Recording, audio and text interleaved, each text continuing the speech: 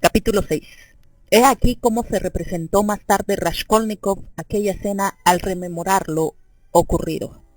El rumor que se oía en la habitación contigua fue aumentando en intensidad y de improviso se entreabrió la puerta. —¿Qué pasa? —gritó despechado Porfirio Petrovich. —¡Di orden! —De que no...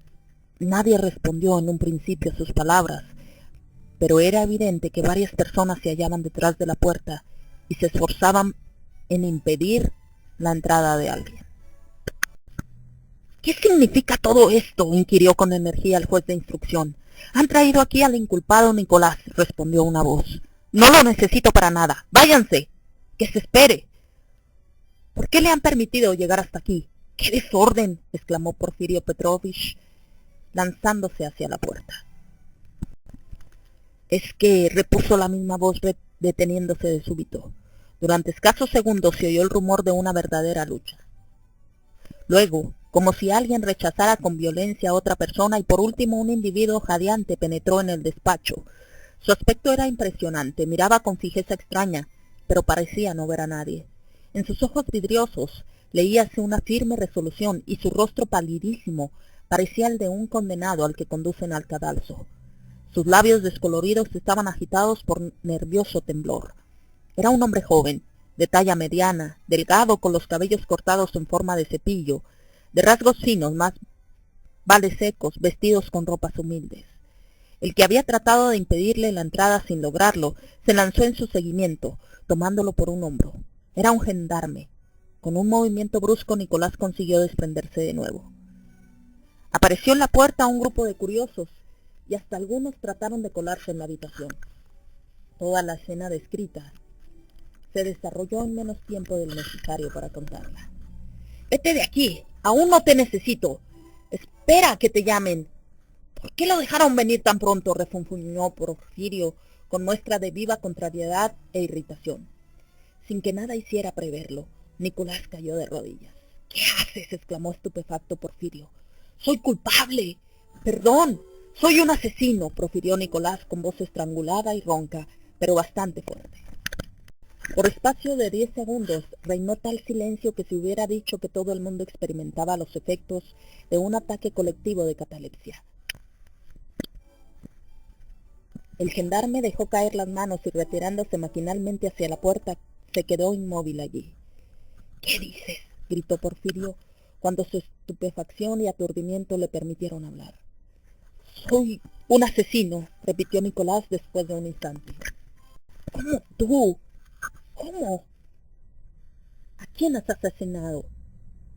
Porfirio Petrovich perdía la cabeza.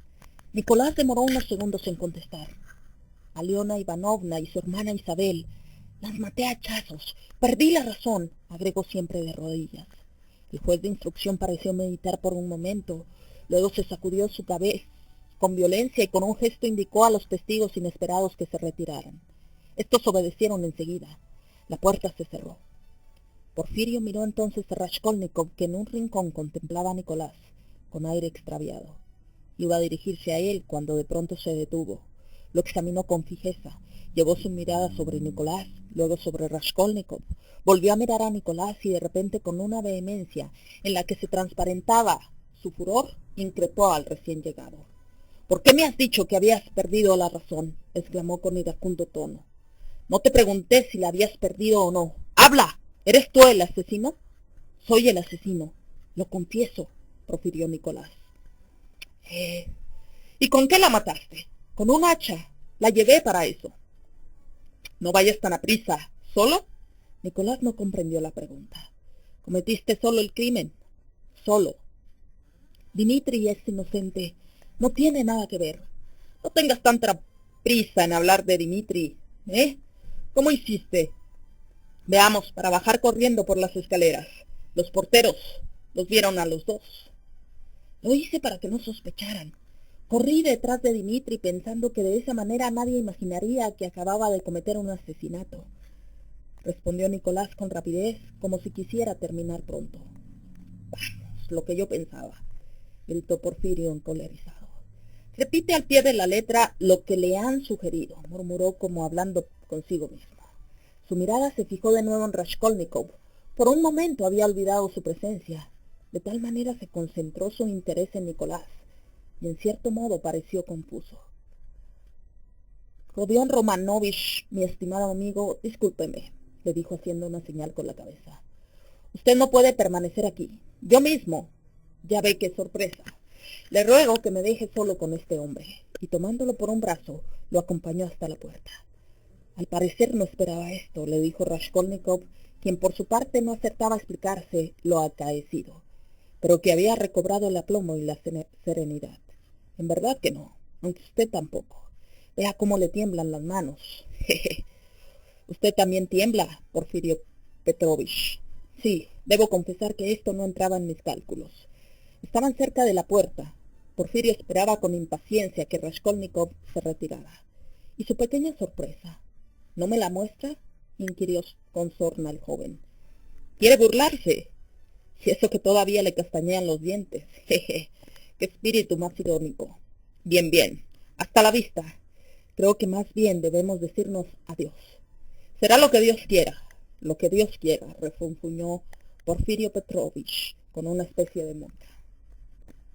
Al pasar por las oficinas, Raskolnikov observó que algunos de los empleados lo miraban con fijeza y mal disimulado interés. En la antesala pudo reconocer ante el público a los dos porteros de aquella casa, a los cuales había propuesto que lo acompañaran a la comisaría. Al parecer esperaban algo allí. Apenas llegado al rellano de la escalera, sintió detrás de sí la voz de Porfirio Petrovich. Giró sobre sus talones y vio que el juez de instrucción se apresuraba para alcanzarlo, resoplando a cada paso.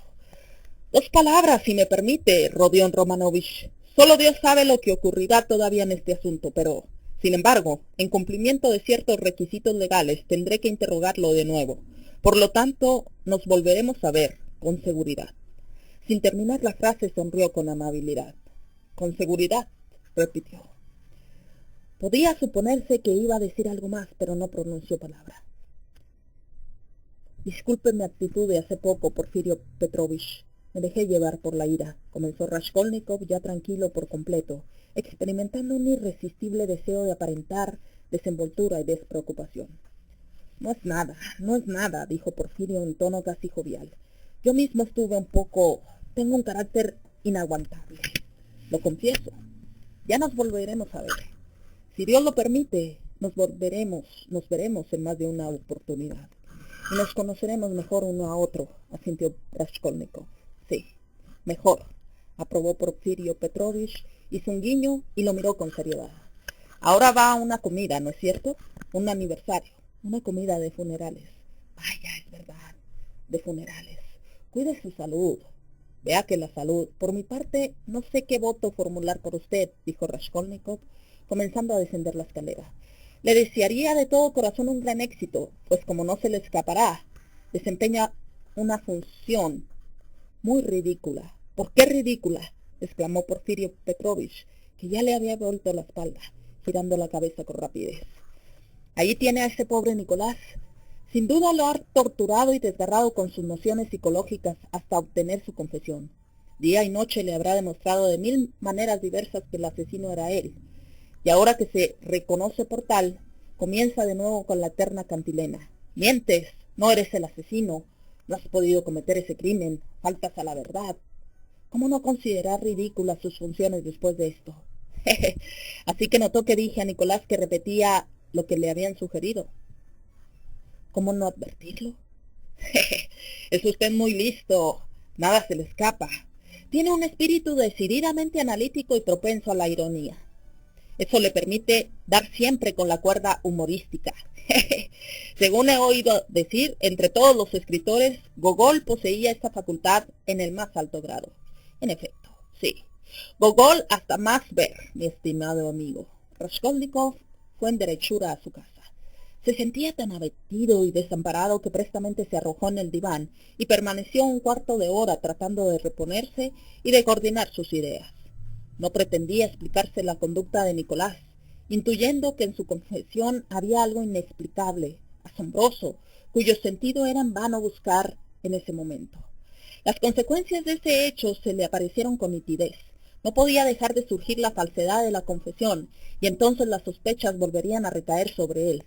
pero mientras tanto estaba libre y debía adoptar alguna medida, pues amenazábale un peligro inminente. ¿Cuál sería la extensión de ese peligro? La situación empezaba a esclarecerse al recordar de golpe en conjunto la escena de su entrevista con Porfirio. No pudo contener un estremecimiento de terror. Era imposible adivinar todas las intenciones del juez de instrucción, todos sus cálculos, pero había descubierto en parte su juego y nadie mejor que Raskolnikov podía comprender hasta qué punto era peligrosa para él la partida jugada por Porfirio Petrovich. Un poco más y se hubiera perdido sin remedio, por completo, con el apoyo de pruebas materiales. Conocedor del enfermizo carácter impulsivo de Raskolnikov, leyendo en él como un libro abierto desde la primera vez que lo viera, Porfirio había obrado casi sobre seguro, aun cuando era indudable que se había precipitado un poco. Era incontrovertible que Raskolnikov estaba colocado en una situación desesperada, pero no se había llegado aún a las pruebas. Solo existían conjeturas más o menos fundadas. Después de todo, en realidad, ¿eran así las cosas? ¿No se equivocaría? ¿Cuál era la finalidad perseguida por el juez de instrucción? ¿Habría combinado algo ese día? ¿Qué cosa? ¿Esperaba algo? Solo fingía. ¿Cómo se habrían separado de no haberse producido, merced a Nicolás, aquel inesperado suceso?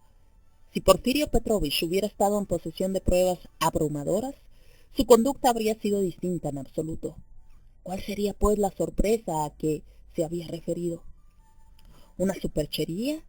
¿Qué habría de cierto en todo aquello? ¿Algún indicio positivo? ¿Sería acaso el hombre de la víspera? ¿Dónde estaba aquel hombre? ¿Habría desaparecido?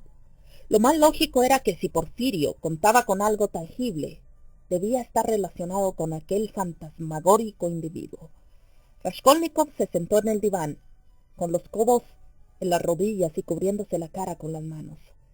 Su cuerpo se estremecía agitado por nervioso temblor. Por fin se levantó y, tomando el gorro, tras breve reflexión se encaminó hacia la puerta. Una especie de presentimiento le anunciaba que por aquel día, al menos, podía considerarse casi en seguridad. De pronto, experimentó una vaga sensación de contento al pensar que tenía que ir a la casa de Catalina Ivanovna. Era demasiado tarde para asistir al sepelio, pero buena hora para llegar a tiempo para la comida, y pronto volvería a ver a Sonia. Se detuvo un instante, con una amarga sonrisa. Hoy, tiene que ser hoy, hoy mismo, es preciso, se dijo mentalmente. Iba a abrir la puerta cuando ésta se abrió por sí sola. Raskolnikov se estremeció y dio un paso atrás. La puerta se abría con lentitud, dejando ver una forma humana. Era el misterioso personaje de la víspera, el hombre surgido de bajo tierra. El desconocido se detuvo en el umbral, miró en silencio a Raskolnikov y dio un paso hacia adelante. Estaba vestido de idéntica manera que el día anterior. Era el mismo individuo, pero su fisonomía denotaba un cambio profundo. Parecía apenado y conmovido. Por unos segundos permaneció inmóvil. Luego exhaló un profundo suspiro y de improviso se inclinó ante el joven casi hasta el suelo. Por lo menos lo tocó con el anillo que llevaba en la diestra. ¿Qué hace?, exclamó Raskolnikov. Le pido que me perdone. ¿Qué tengo que perdonarle? Mis malos pensamientos. Ambos se miraron en silencio. Estaba enloquecido de rabia. No supe lo que hacía. El otro día, cuando usted, tal vez por haber bebido con exceso, interrogó a los porteros y se burló de ellos, me indignó al ver que no le daban importancia tomándolo por un borracho. Fue tanta mi cólera que no pude conciliar el sueño. Como recordaba su dirección, vine aquí a preguntar por usted. Usted vino, interrumpió Raskolnikov, que comenzaba a comprender. Sí, lo he injuriado con mis necias sospechas. ¿De modo que usted estaba en esa casa? Sí, en la puerta cochera con los demás. ¿No se acuerda de mí? Tengo mi negocio allí desde hace tiempo. Soy peletero. Lo que más me contrarió, la escena de la antevíspera, se reprodujo con claridad en la imaginación de Raskolnikov. En efecto, además de los porteros se encontraban allí varias personas, hombres y mujeres. Recordó que una voz propuso conducirlo sin más trámite a la comisaría. No podía recordar el rostro de aquella persona, pero sí que le contestó algo y que había dado vuelta para mirarlo. El espantoso misterio de la víspera quedaba resuelto en forma simple. Lo más terrible era pensar que había estado a punto de perderse solo por una circunstancia tan insignificante. Aquel individuo nada podía contar, excepto que Raskolnikov se había conducido de modo raro, formulado preguntas sospechosas acerca de la sangre. Por consiguiente, Porfirio no poseía ningún indicio positivo, ningún hecho que pudiera considerarse una evidencia palpable, salvo aquel delirio y aquella psicología de doble filo. En resumen, de no surgir otros hechos, ¿qué podían hacerle? ¿Cómo demostrar su culpabilidad aun cuando lo detuvieran? Era evidente, además, que hacía muy poco tiempo que Porfirio se había enterado de su visita al departamento. ¿Hoy le dijo usted a Porfirio que yo había estado allí? ¿A qué Porfirio? Al juez de instrucción. Sí, se lo dije. Como los porteros no fueron el otro día a verlo, lo hice yo. ¿Hoy? Sí. Antes de que llegara usted, unos minutos apenas. Lo oí todo, mientras lo torturaba con ese infame interrogatorio. ¿Dónde estaba? ¿Cuándo? En la habitación contigua al despacho, detrás de la puerta cerrada. Estuve allí todo el tiempo. Así que la sorpresa era usted. ¿Cómo ha sido eso? Dígamelo todo, se lo ruego.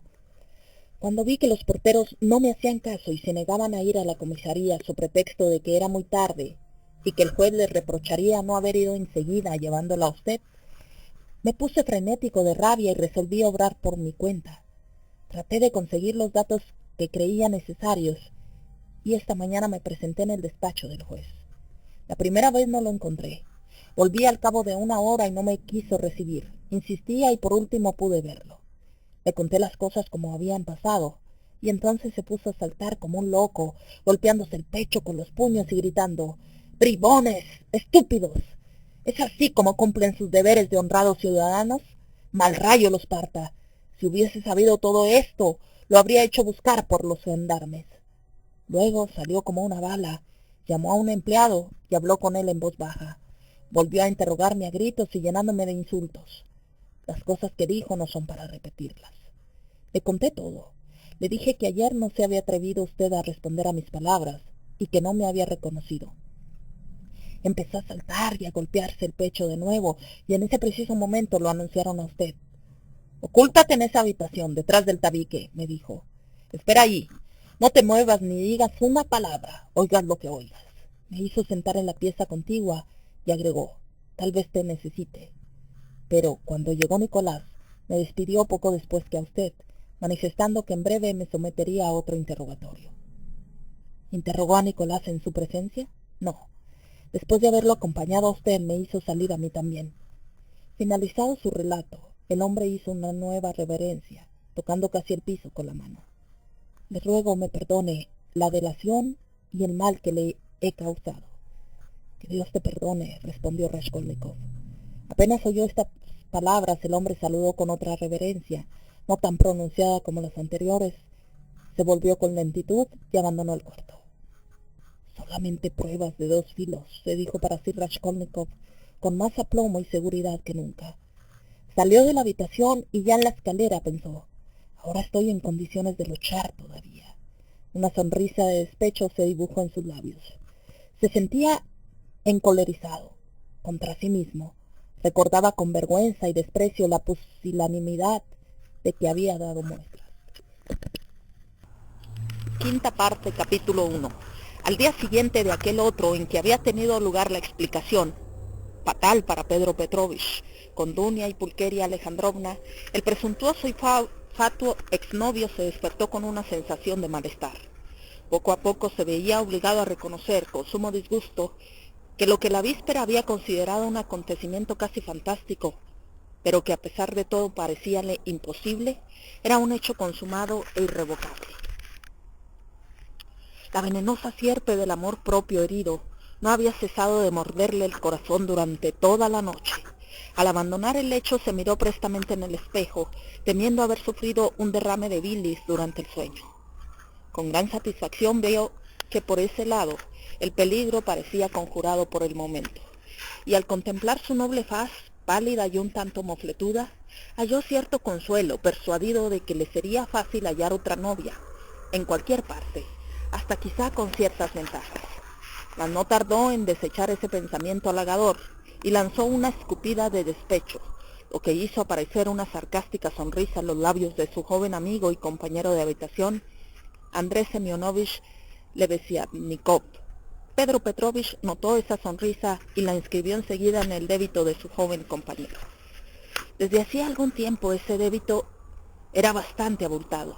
Su ira se redobló al reflexionar que hubiera hecho mejor al no informar a Andrés Semyonovich de lo acontecido la víspera. Era la segunda falta que había cometido el día anterior, llevado por la exasperación. Se había mostrado en exceso expansivo. Durante toda la mañana, como hecho a propósito, solo tuvo disgustos y contrariedades. En el Senado experimentó un fracaso en el asunto en que se ocupaba.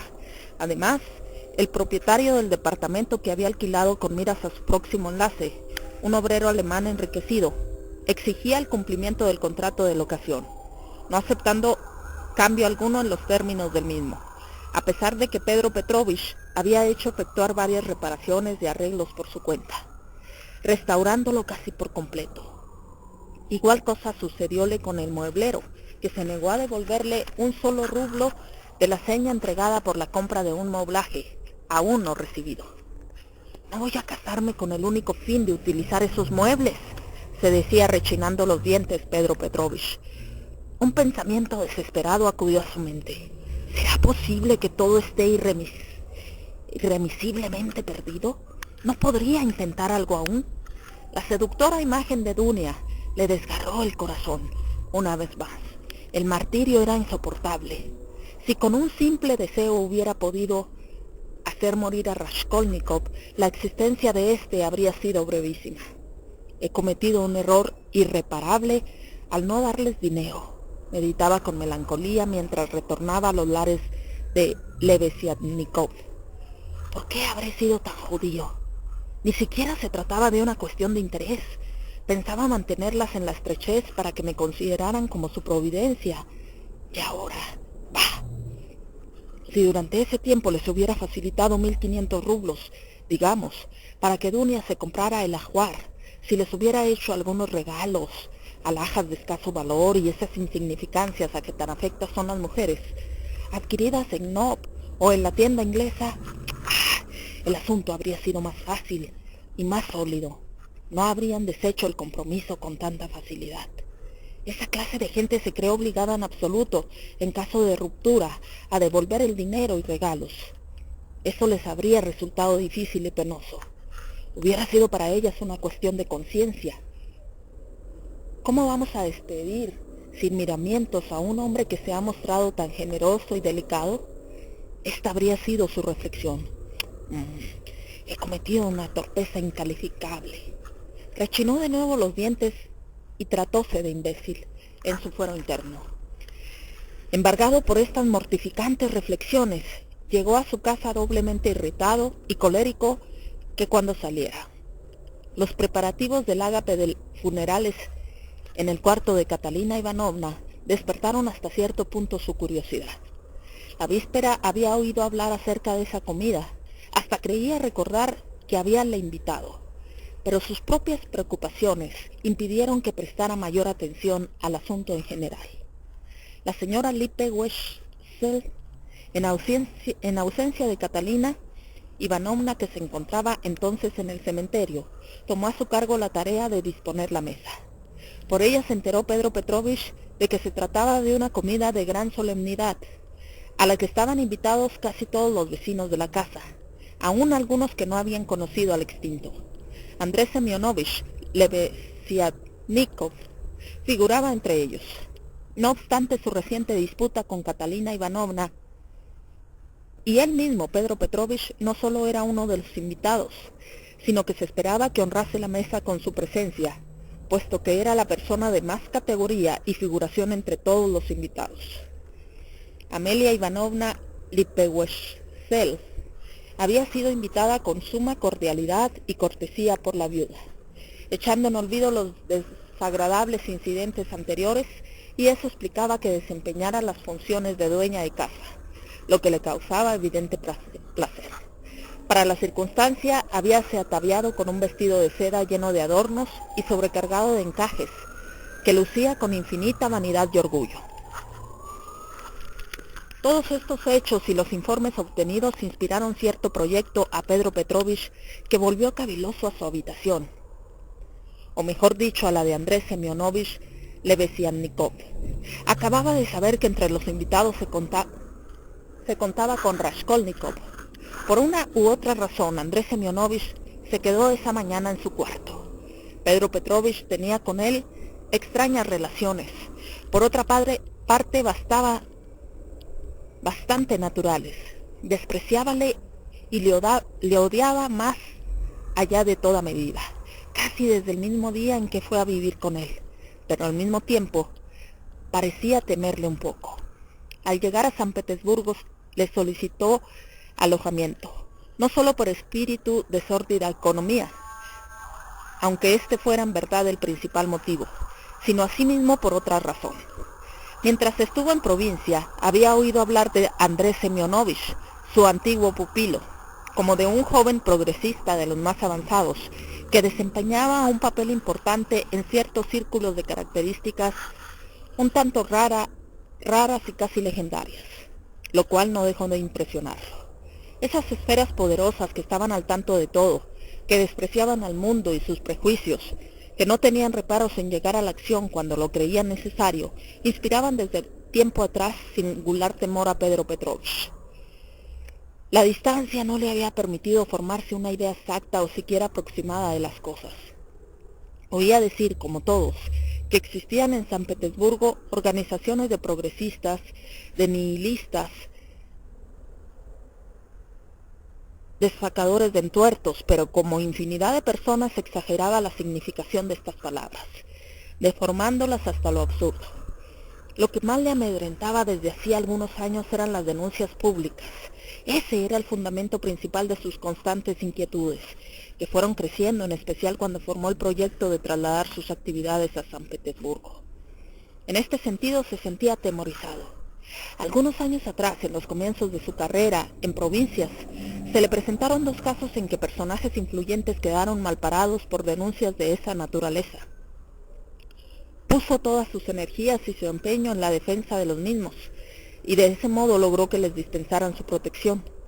Uno de los asuntos terminó en forma bastante escandalosa para el interesado, y el otro provocó comentarios poco favorables, pero al final se logró echar tierra sobre ellos.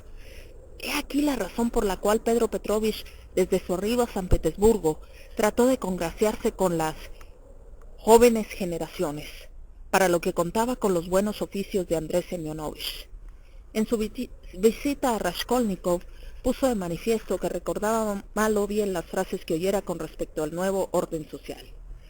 No es menester decir que desde el primer momento consideró a Andrés Semyonovich como un hombre sin mayores relieves y hasta ingenuo y simple, pero esta circunstancia no le hizo variar de opinión y no contribuyó a devolverle la calma. Todos esos informes, ideas y sistemas a que se refería su expupilo no le interesaban y hasta iban contra sus inclinaciones personales. Lo que deseaba saber sin dilación era el cómo y el porqué de tales y tales hechos, si esas gentes constituían o no una fuerza y si tenía algo que temer de ellas. Por ejemplo, ¿lo desenmascararían si se dedicaba a cierta empresa? ¿Y cuáles eran los puntos sobre los que podría basar sus denuncias? ¿No debería fingir ante esos individuos y tratar de engañarlos si eran decididamente fuertes? ¿No podría utilizarlos para progresar en su carrera? En resumen, se planteaba centenares de preguntas por el estilo. Andrés Semyonovich era un hombrecillo delgaducho y escrupuloso, empleado en alguna parte como funcionario, muy rubio, con unas patillas de las que se enorgullecía. Casi de continuo estaba enfermo de los ojos. De temperamento más bien tímido, mostraba en su conversación gran presunción y un ardor que llegaba a veces a la violencia, lo que contrastaba en forma cómica con su aparente abulia. Amelia Lippewechsel lo consideraba uno de los mejores inquilinos porque no bebía y pagaba con puntualidad su alquiler. Fuera de estos méritos, Andrés Semyonovich era en realidad bastante mediocre. Se había afiliado al Partido Progresista y de las jóvenes generaciones, dejándose llevar por un impulso irreflexivo. Era uno de los innumerables incautos, uno de los tantos fracasados que jamás dejan de plegarse a los movimientos en boga, que envilecen y caricaturizan todo cuanto tocan, aun cuanto les guíe un convencimiento sincero. Por mucha que fuera su placidez en la vida diaria, Lebeziatnikov comenzaba también a no poder sufrir a su compañero de habitación y extutor Pedro Petrovich. La antipatía recíproca iba, pues, en aumento de una y otra parte. A pesar de su simpleza, el joven dióse pronto cuenta de los propósitos de Pedro Petrovich y del desprecio que sentía por su persona. Trató de exponerle el sistema de Fourier y las teorías de Darwin, pero Luhín, en los últimos tiempos, sobre todo, le escuchaba con aire por demás sarcástico y hasta llegó a proferir frases hirientes. Comenzaba a comprender que Lebeziatnikov era un necio engreído y un charlatán desprovisto de relaciones importantes aún en las esferas que frecuentaba. Además, sus conocimientos eran una simple repetición de lo que oyera decir a otros, y no debía ser muy avesado en la cuestión propaganda, ya que vacilaba y contradecía a menudo, lo que no invitaba a dar crédito a sus capacidades de reformador y mejorador de la sociedad. Es preciso hacer notar de paso que Pedro Petrovich aceptó complacido en los primeros días los extraños cumplimientos que le dirigía Andrés Semyonovich, o por lo menos guardábase de protestar al respecto, observando silencio cuando, por ejemplo, su huésped le atribuía la resolución de facilitar el establecimiento futuro y próximo de una nueva comuna en algún sitio de la calle de los burgueses, o de no incomodarse con Dunia si desde el primer mes de su matrimonio le venía en gana darse un amante, o de no hacer bautizar a los hijos que pudieran tener.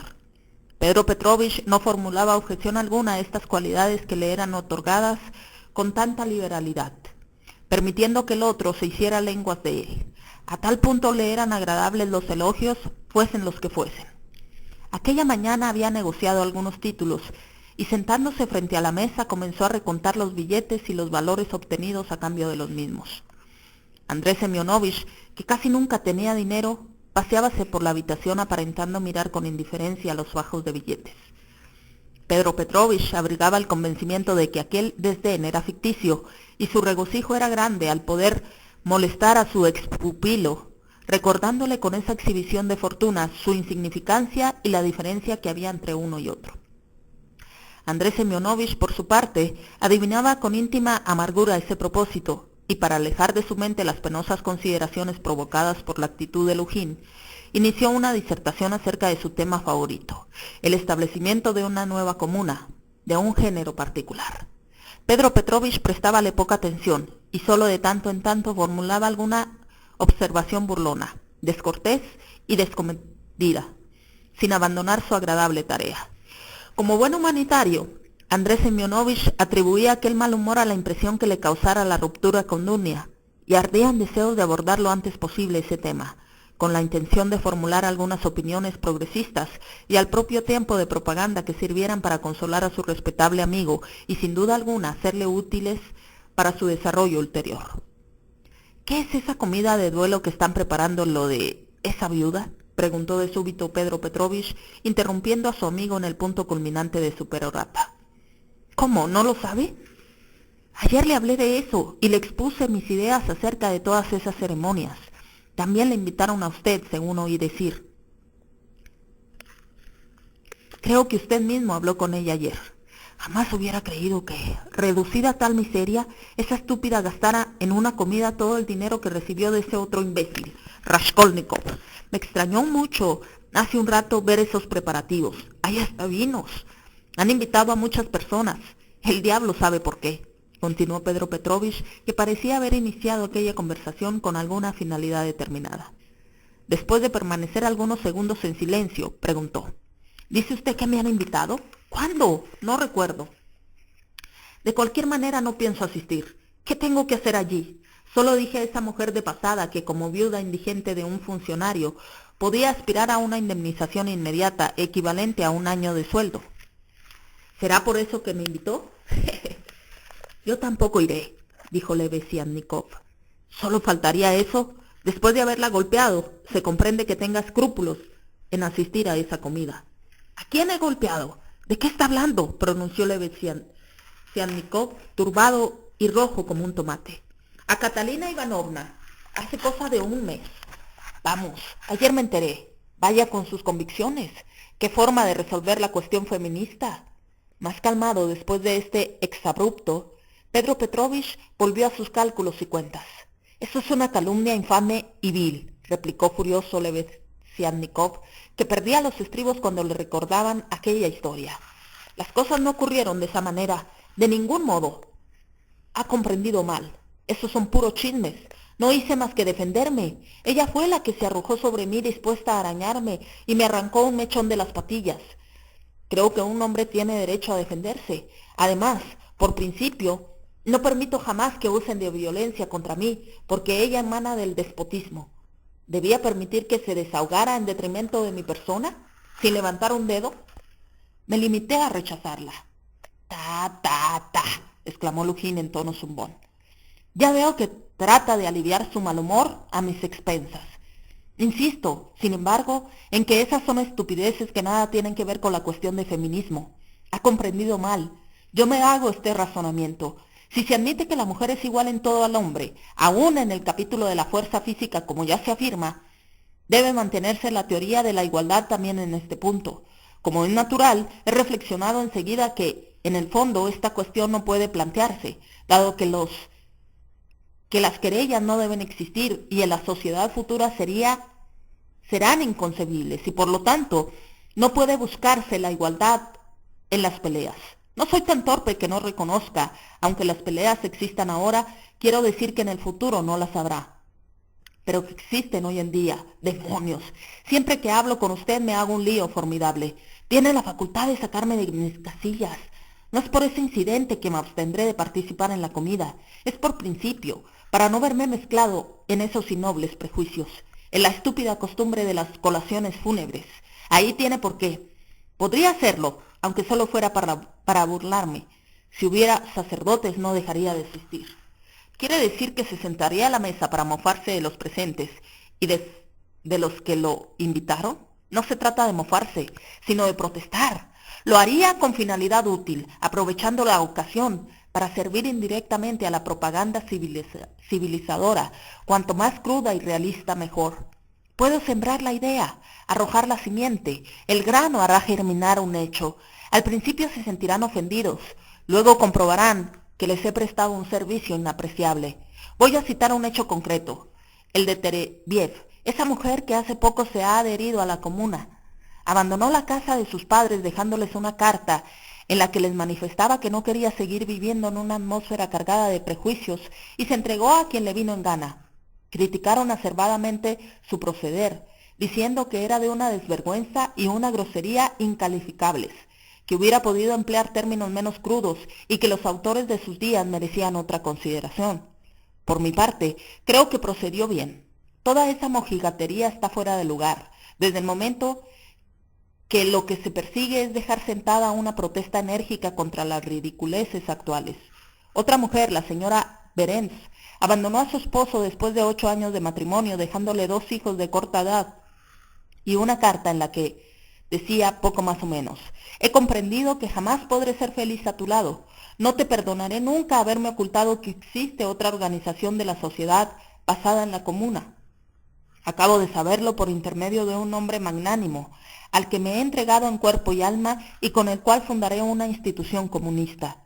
Te lo digo con franqueza, pues no sería honesto engañarte. Arréglate como puedas, pero no cuentes con que regrese a tu lado. Eres demasiado atrasado. Anhelo ser feliz. Así es como hay que escribir este género de cartas. Lo demás son zarandajas. Esa Tereviev no es la que, según esto me dijo, está ya en su tercera unión libre. En la segunda, si se consideran las cosas en su verdadero aspecto.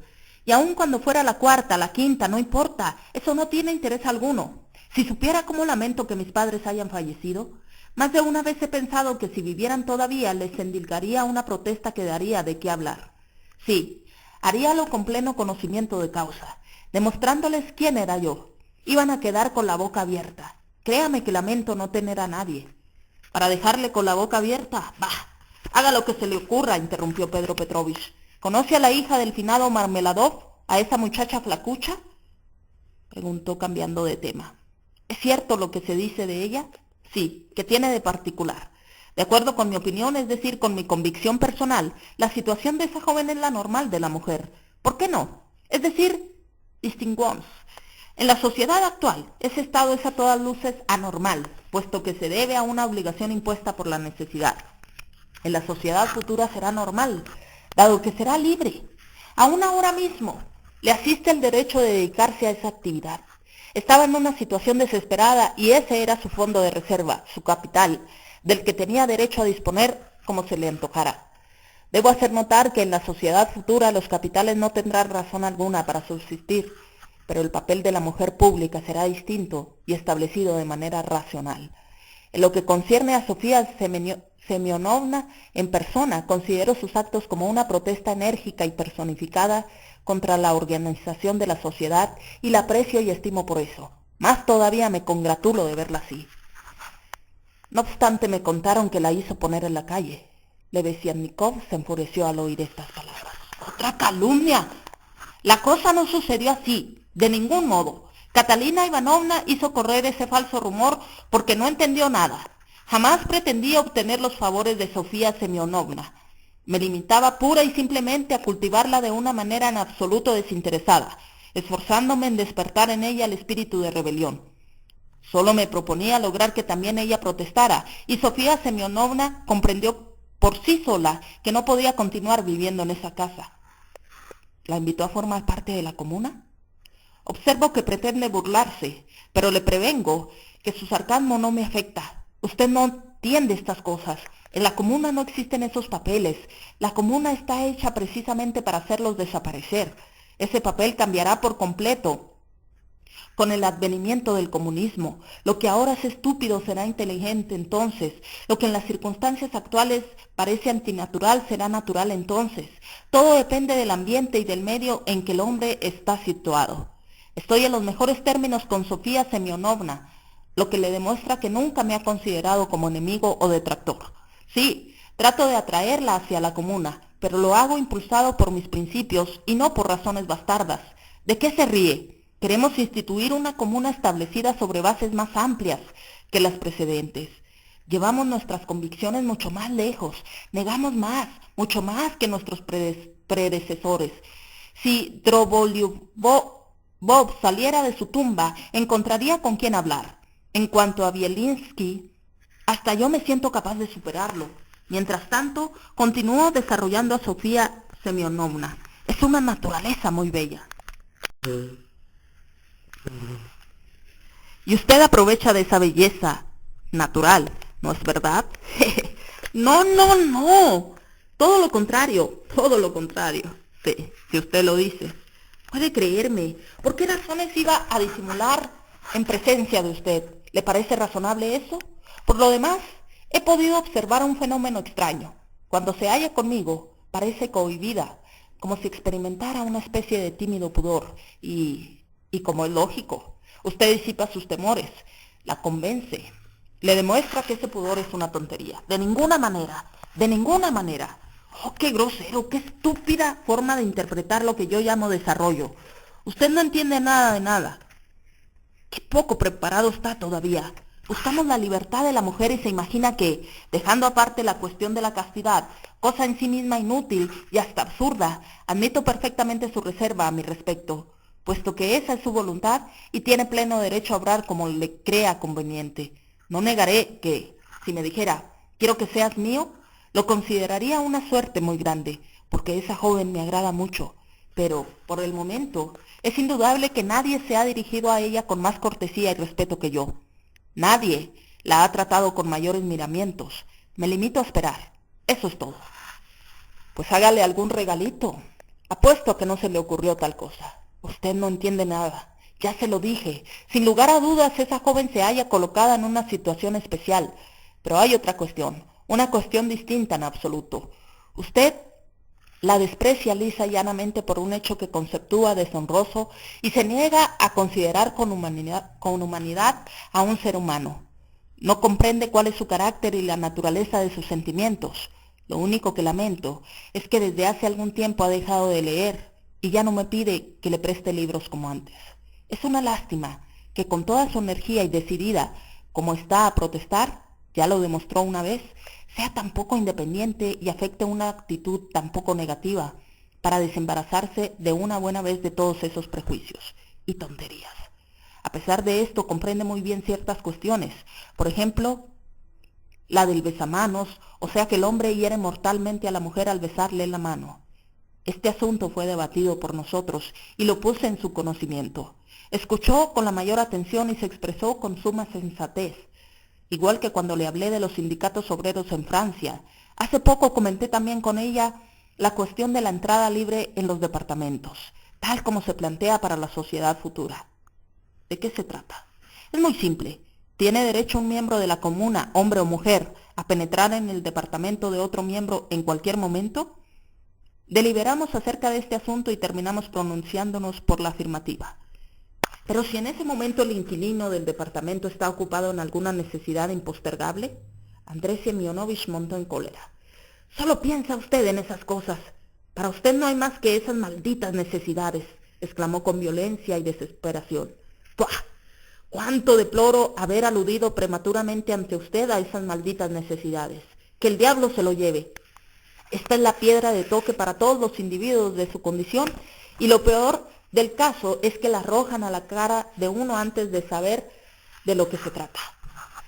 Como si tuviera derecho para proceder así, ya una vez afirmé que esta cuestión no debía ser expuesta a los novicios, sino en último término, cuando están convencidos de las excelencias del sistema.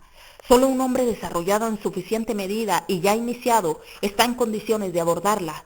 Dígame, ¿qué encuentra de vergonzoso y despreciable en los pozos ciegos y las cloacas? Soy el primero en sentirme dispuesto a convertirme en limpiador de los lugares más infectos y hediondos, y no demuestro abnegación alguna con esta actitud. Es un trabajo como otro cualquiera, y hasta mucho más sublime que la carrera de un Rafael o de un Puquín, desde el momento que es más útil y más noble a fe mía. ¿Qué significa noble? No comprendo esta palabra cuando se trata de calificar una tarea humana. Más noble, magnánimo, tonterías, prejuicios pasados de moda que recuso con firmeza. Todo lo que es útil a la humanidad es noble. Solo comprendo una palabra útil. Búrlese cuanto se le antoje, es como le digo. Pedro Petrovich no hacía el menor esfuerzo para contener su risa. Había terminado de recontar el dinero y lo guardó, dejando una cantidad de billetes sobre la mesa. La cuestión de los pozos ciegos y las cloacas, no obstante su vulgaridad, había dado motivo a más de un desacuerdo entre él y su joven amigo. Andrés Semyonovich se enfadaba de veras, en tanto que para Lujín aquello constituía un medio de desahogarse, mortificando al otro. A pesar de su espíritu de protesta y de su independencia, Lebeziatnikov no osaba de ordinario oponerse abiertamente a Pedro Petrovich y continuaba observando con respeto a él la cortés deferencia a que se habituara en sus días juveniles. Desearía que me dijera, dijo Lujín al cabo de unos instantes con aire de desdeñosa superioridad, si le es posible, o mejor dicho, si sus relaciones con la joven a que nos referíamos le permiten solicitarle que venga aquí ahora mismo, a esta habitación. Ya deben haber regresado del cementerio. Me parece oír rumor de pasos. Quisiera conversar con ella un momento. ¿Qué se propone? Lo que le he dicho, hablar con ella. Partiré hoy o mañana y antes quiero comunicarle. Puede estar presente en la entrevista si lo desea, y hasta sería mejor que lo hiciera.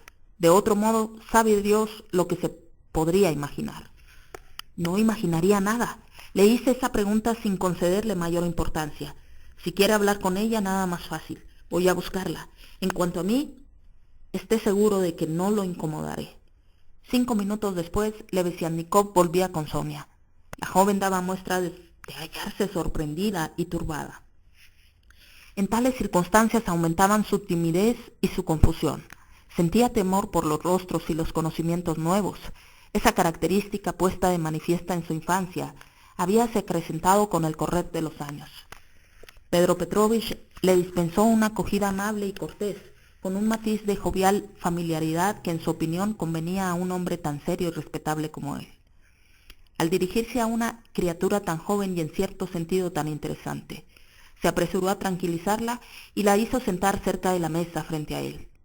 Sonia paseó una mirada a su alrededor, deteniéndose escasos segundos en Lebeziatnikov y en el dinero colocado sobre la mesa, y por último miró a Pedro Petrovich. A partir de ese instante su mirada no se apartó del rostro de éste, como si algo inexplicable le impidiera desviarla. Lebeziatnikov se dirigió hacia la puerta. Pedro Petrovich se levantó, invitó con un ademán a Sonia a que se quedara sentada y detuvo a su amigo en el umbral. ¿Está Raskolnikov ahí? ¿Ha llegado ya?, le preguntó en voz baja. Raskolnikov, sí, está, recién llegó. En este caso le ruego que permanezca aquí y no me deje solo con esta joven. Se trata de un asunto desprovisto de importancia, pero Dios sabe a qué conjeturas podría dar lugar. No quiero que Raskolnikov piense que... Podría comentar esto con su familia. ¿Comprende lo que quiero decir? Comprendo. Según mis convicciones personales exagera usted el peligro, pero no importa. Me quedaré cerca de la ventana para no molestarlos. Está usted en su derecho. Pedro Petrovich volvió a sentarse frente a Sonia. La contempló con atención y de pronto su rostro adoptó una expresión grave, casi severa, como para indicarle que no debía interpretar torcidamente su actitud al llamarla. Sonia perdió la poca serenidad que le restaba. Ante todo, le ruego quiera presentar mis excusas a su muy honorable madre. No me equivoco al suponer que Catalina Ivanovna hace las veces de madre para usted, ¿no es así? Sí, en efecto, hace las veces de madre para mí. Bien, entonces preséntele mis disculpas, dado que por ciertas circunstancias ajenas a mi voluntad me veo impedido de aceptar la amable invitación que me formuló, y no puedo asistir a la comida. Quiero decir, a la comida de duelo. Sí, voy a decírselo. Eso no es todo. Demuestra usted conocerme poco, mi estimada Sonia Semyonovna, si cree que por un motivo tan fútil y que solo a mí concierne, me habría permitido molestar a una persona como usted. Me guía a otro objeto. Sonia se apresuró a sentarse. Los billetes de banco multicolores que estaban sobre la mesa se ofrecieron de nuevo a su vista, pero levantó los ojos fijándolos en Pedro Petrovich. Le parecía una terrible incorrección mirar el dinero de otro, sobre todo tratándose de una persona como ella. Contempló los lentes de armazón de oro que Lujin tenía en la mano izquierda y el anillo de oro macizo con una piedra amarilla que brillaba en el dedo mayor de la misma mano, pero de pronto desvió su mirada y, no sabiendo dónde posarla, la clavó en el rostro de su interlocutor. Tras una breve pausa, este último prosiguió con tono aún más solemne que la primera vez. Ayer, de pasada, tuve oportunidad de conversar unas palabras con Catalina Ivanovna. Las breves frases que cambié con ella me bastaron para advertir que se halla en un estado anormal, por decirlo así. Sí, anormal. O, para hablar más simple e inteligiblemente, en un estado enfermizo. Eso es, impulsado por un sentimiento de humanidad y, digamos, de compasión, desearía serle útil, previendo la triste suerte que el destino le depara. Al parecer, toda esa pobre familia dependerá ahora nada más que de usted. Permítame que le pregunte, dijo de súbito Sonia, poniéndose de pie. Usted le habló ayer de la posibilidad de obtener una pensión. Me dijo que usted se ocuparía para que se la concedieran. ¿Eso es cierto? De ningún modo. En cierto sentido es un absurdo. Hice alusión a la ayuda que se otorga en ocasiones a las viudas de los funcionarios muertos mientras se hallan en servicio, y eso por medio de recomendaciones, pero, según tengo entendido, su señor padre no trabajó el tiempo necesario para aspirar a ese beneficio, y ni siquiera estaba en funciones cuando falleció.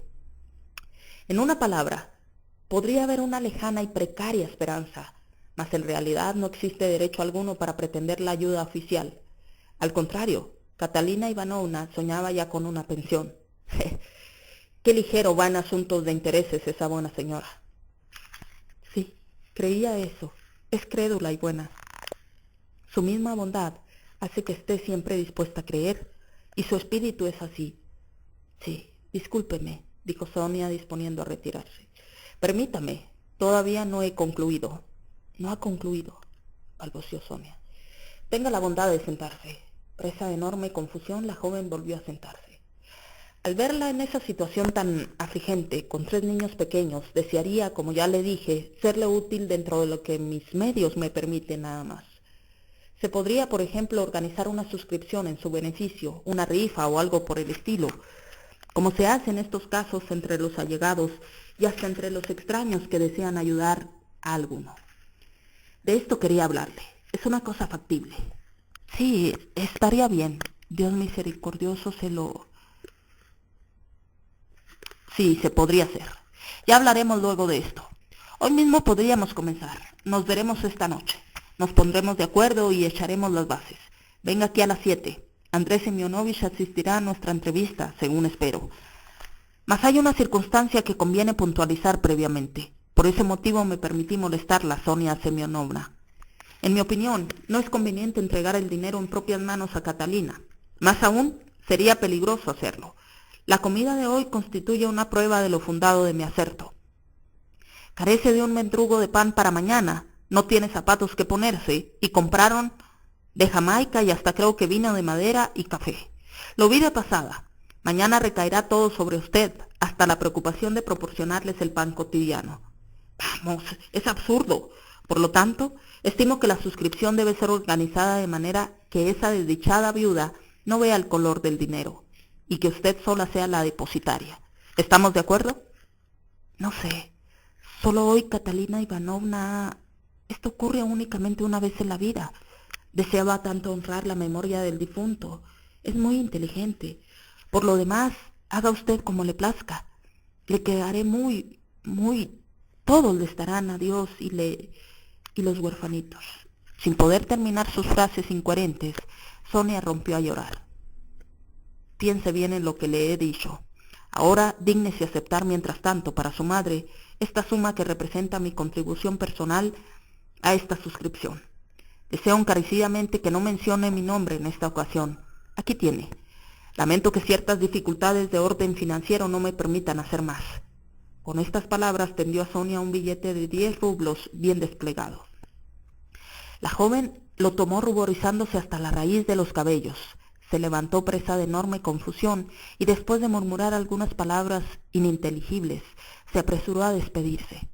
Salió de la habitación emocionadísima y temblorosa, penetrando en el cuarto de Catalina Ivanovna sin poder contener el llanto.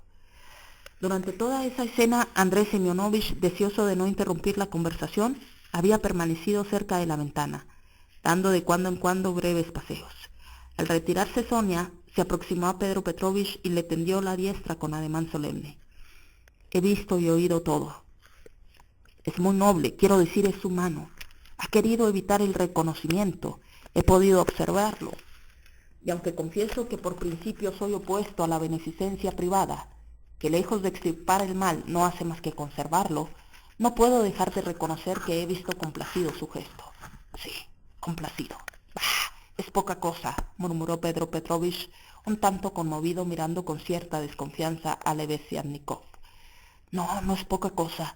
Un hombre herido no más vivo como usted lo ha sido por la afrenta de ayer, y que es capaz al mismo tiempo de condolerse de la desgracia de su prójimo. Aunque cometa un error social al obrar de esa manera, no es por ello menos digno de estima. No esperaba esto de usted, Pedro Petrovich, máxime conociendo su forma particular de apreciar las cosas. Oh, cómo lo traban aún esos puntos de vista ridículos. El asunto de ayer lo ha afectado sobremanera. ¿Por qué se empeña tanto en contraer ese enlace, esa unión legítima, mi digno y estimado Pedro Petrovich? ¿Qué le importa esa legalidad? Vamos, cúbrame de injurias, pégueme si quiere, pero le aseguro que me siento feliz al pensar que ese matrimonio no se ha realizado, que es libre, que todavía no está muerto y enterrado para el género humano. Ya ve, le he dicho lo que tenía en mi corazón. Si soy partidario del matrimonio es porque no quiero llevar adornos en la frente como sucede en las uniones libres, ni mantener y educar los hijos de otros, respondió Lujin por decir algo. Parecía preocupado y pensativo. ¿Los hijos? ¿Ha hecho alusión a los hijos? Piafó Andrés Semyonovich como un cabello de guerra cuando oye el sonido del clarín. Convengo en que los niños constituyen una cuestión social de primordial importancia, pero será resuelta de distinta manera. Algunos llegan hasta negarlos, al igual que todo cuanto acontece a la familia. Más tarde hablaremos de los hijos, por ahora ocupémonos de esos adornos en la frente. Le confieso que ese es mi punto débil. Esa expresión grosera, digna de un usar, tan estimada por Puquín, que el diccionario del porvenir rechazará. ¿Qué son los cuernos? ¡Qué grosero extravío! ¿De qué cuernos se trata? ¿Por qué cuernos? ¿Qué insignificante es todo esto? En la unión libre no existirán, porque en realidad constituyen la consecuencia natural del matrimonio. Son, por decirlo así, el correctivo, la protesta, de suerte que este punto de vista nada tiene de humillante. Y si alguna vez absurda suposición contrajera enlace legal, me sentiría encantado de llevar a esos endemoniados adornos a que usted alude. Diría a mi esposa, querida mía, hasta ahora no hacía más que amarte, desde este momento te estimo, puesto que has sabido formular una protesta. ¿Se ríe? Es porque no tiene el valor necesario para romper con los prejuicios. Que el diablo me lleve. Comprendo la desagradable impresión que cabe causar el sentirse engañado en la unión legítima, pero eso es la miserable consecuencia de un hecho igualmente envilecedor para ambas partes. Cuando los cuernos se llevan abiertamente, como ocurre en la unión libre, cesan de existir. No pueden ser concebidos si pierden esa denominación. Al contrario, la mujer demuestra a su compañero cuánto lo aprecia, al creerlo incapaz de constituirse en un obstáculo para su felicidad, y lo bastante avanzado para no vengarse de su unión con el nuevo esposo. Que el diablo cargue conmigo. A veces pienso que si me casara, libre o legalmente, poco importa, presentaría yo mismo un amante a mi esposa, si tardaba demasiado en procurarse uno por su propia cuenta. Querida mía, le diría, te amo y además deseo que me estimes. Lo exijo. ¿No tengo razón? Pedro Petrovich hizo un gesto de burla, pero parecía distraído. Apenas había prestado atención al vehemente discurso de su joven compañero. Daba muestras evidentes de hallarse preocupado por otros pensamientos, y hasta el mismo Lebeziatnikov terminó por advertirlo. Se restregaba las manos en forma maquinal y sus ojos inmóviles parecían no ver lo que le rodeaba. Andrés Semyonovich tuvo oportunidad más tarde de recordar esa preocupación y ese aspecto abstraído de Lujin.